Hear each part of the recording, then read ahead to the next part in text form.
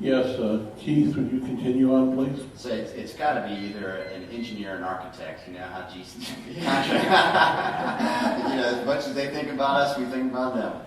And you know, I think the thing to remember for people who, and that's basically a statist position. You know, you believe in the state, but what we need to remember as Americans is we're not founded on that. That's nonsense. Actually, America believes in freedom, and what we need to remember is that freedom works. Freedom works. And what people who attribute the problems, first of all, you know, I need 30 minutes to answer a question like that, because when you're looking at regulation, especially regulation when it deals with financial regulation, it's usually regulation to correct for other regulation.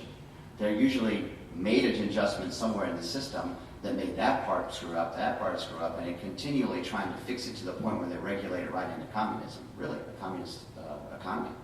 So you have to look at when in this country were we really on a free market system, and that was roughly after Andrew Jackson. There was a window in there of a golden period. But to say that the United States has been under a free market system since 1913 is an absolute lie. And for people to use that as an argument against capitalism, to say that capitalism failed since 1913 is misleading. Ultimately, once we signed in the IRS, the Federal Reserve, and other programs by Woodrow Wilson, we left it. This country has migrated steadily through a socialist country and in some cases a fascist country. And most of the policies that are in place sustain an oligarchy up top with people working in the socialist system below. That's it. So you cannot stand up here and tell me that capitalism has failed, because that's like saying America has failed. And we haven't yet. And people like me are going to fight. We're going to fight the establishment to get out information like that because it's misleading, it's not honest. There is not free market in this country, and therefore it cannot be judged for where we are now. So, you know, as far as codes, building codes, yeah, we need some codes here and there. I can figure it out, though.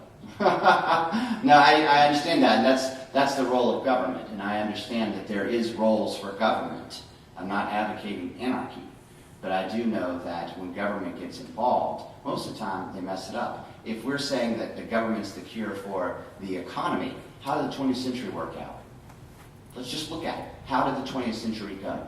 It was a failure. Keynesian economics is a fallacy. It's a failure. The man was mad and absurd. And the only people out there right now are the Austrian economics who understand what's truly happening in this country. Free market is freedom works. Free market works. Thank you. Robert, would you